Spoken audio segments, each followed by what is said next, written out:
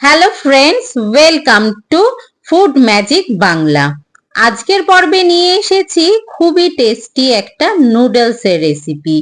আজ বানাচ্ছি Maggi noodles দিয়ে চাউমিনের রেসিপি। ম্যাগি দিয়ে চাউমিন বানানোর জন্য ফুটন্ত গরম জলে 2 প্যাকেট ম্যাগি দিয়ে 1.5 মিনিট টাইম নিয়ে মিডিয়াম ফ্লেমে সেদ্ধ করে জল ঝরিয়ে দিতে হবে।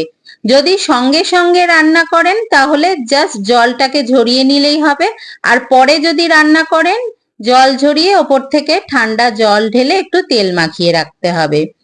এবার একটা ফ্রাইং প্যানে আমি সাদা তেল গরম করেছি, দিয়ে দিচ্ছি বেশ অনেকটা কুচি করে নেয়া আলু। আলুটাকে বেশ লাল লাল করে ভেজে নিচ্ছি। নুনটা এখন দিচ্ছি না, পরে দেব, না হলে আলুটা নরম হয়ে যাবে। আলুটাকে বেশ লাল লাল করে ভেজে নিয়েছি।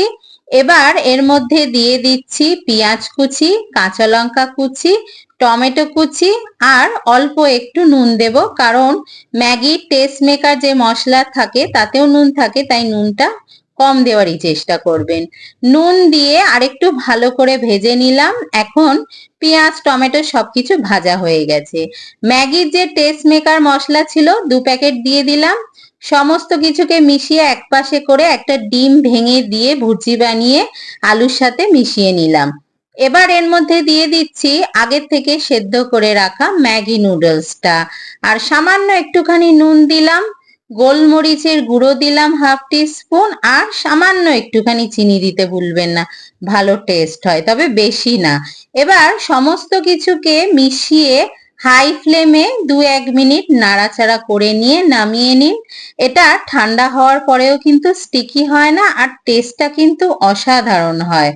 অবশ্যই রেসিপিটা ট্রাই করুন, আর ভালো লাগলে লাইক করবেন, কমেন্ট করবেন, শেয়ার করবেন, আর আমার চ্যানেল সাবস্ক্রাইব করতে ভুলবেন না।